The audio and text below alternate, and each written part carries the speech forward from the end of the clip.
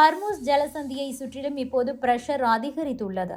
பல்வேறு கப்பல்கள் அங்கு வரிசையாக காத்திருக்கிறது. இதற்கிடையே ஹர்முஸ் ஜலசந்தி மீதான தனது கட்டுப்பாட்டை நிலைநிறுத்தும் வகையில் ஈரான் அதிரடி முடிவை எடுத்துள்ளது. அதாவது ஜலசந்தியை கடந்து செல்லும் கப்பல்களிடம் 18 கோடி ரூபாயை சுங்க கட்டணமாக வசூலிக்க முடிவு செய்திருப்பதாக தகவல் வெளியாகியுள்ளது.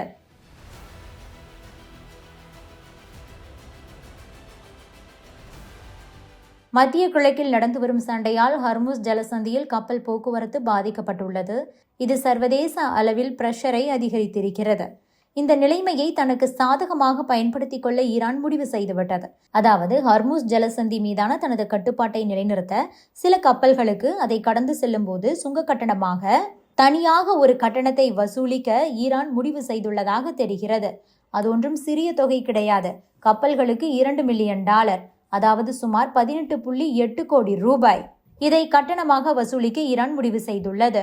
உலக கப்பல் போக்குவரத்தின் முக்கிய வழித்தடங்களில் ஒன்றாக ஹர்முஸ் ஜலசந்தி இருக்கும் சூழலில் அதை தனது கண்ட்ரோலில் வைத்திருக்கும் மற்றொரு முயற்சியாகவே ஈரான் இந்த முடிவை எடுத்திருக்கிறது.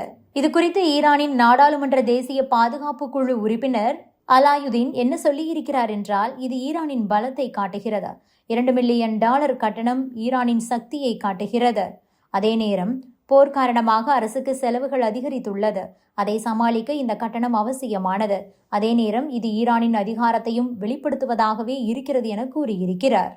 இதற்கு நடுவேதான் அமெரிக்க அதிபர் டொனால்ட் ட்ரம்ப் கடந்த வாரம் எச்சரிக்கக்கூடிய சில கருத்துக்களை கூறியிருந்தார். அதாவது ஹர்முஸ் நீரிணை 48 மணி நேரத்திற்குள் திறக்கப்படாவிட்டால் ஈரானின் மின் கட்டமைப்பு வசதிகளை தாக்குவோம் என ட்ரம்ப் அச்சுறுத்தினார். ஆனால் ஈரான் அதற்கும் சவால் விட்டது. செய்து பாருங்கள், நாங்களும் பார்த்துக் கொள்கிறோம் என கூறியது. அடுத்ததாக F-15 ரக போர் விமானத்தை சுட்டு வீழ்த்தியிருப்பதாக ஈரான் அரசு ஆதரவு ஊடகங்கள் தெரிவித்து வருகிறது. இதற்கு ஆதாரமாக ஒரு வீடியோவையும் வெளியிட்டிருக்கிறார்கள். அது பற்றி பார்க்கலாம். கடந்த சில நாட்களுக்கு முன்பு அமெரிக்காவின் அதிநவீன F-35 போர் விமானத்தை தாக்கியதாகவும் அது அவசரமாக தரையிறக்கப்பட்டதாகவும் ஈரான் கூறியிருந்தது.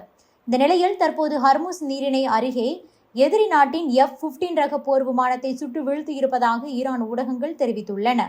ஈரானின் வான் பாதுகாப்பு அமைப்புகள் மூலம் இந்த போர் விமானம் சுட்டு வீழ்த்தப்பட்டிருப்பதாக கூறப்பட்டுள்ள நிலையில் அதற்கான ஆதாரமாக ஒரு வீடியோவையும் வெளியிட்டிருக்கிறார்கள். இருப்பினும் இந்த சம்பவம் குறித்து எந்த நாட்டைச் சேர்ந்த விமானம் என்பது அதிகாரப்பூர்வமாக உறுதி செய்யப்படவில்லை. F-15 ரக போர் விமானங்களை அமெரிக்கா மட்டுமில்லாமல் சவுதி, இஸ்ரேல் மற்றும் கத்தார் போன்ற நாடுகளும் பயன்படுத்தி வருகின்றன. இதனால் எந்த நாட்டின் விமானம் சுட்டு வீழ்த்தப்பட்டது என்பது பற்றி ஒரு குழப்பம் நீடித்து வருகிறது. போர் சூழ்நிலை தொடர்ந்து தீவிரமடைந்து வரும் நிலையில் இந்த புதிய தகவல் மேலும் பதற்றத்தை அதிகரித்திருக்கிறது. குறிப்பாக ஈரான் வெளியிடப்பட்டதாக கூறப்படும் அந்த வீடியோ உண்மையானதா என்பது குறித்து சர்வதேச அமைப்புகள் மற்றும் பாதுகாப்பு நிபுணர்கள் தீவிரமாக ஆய்வுகளை மேற்கொண்டு வருகின்றனர்.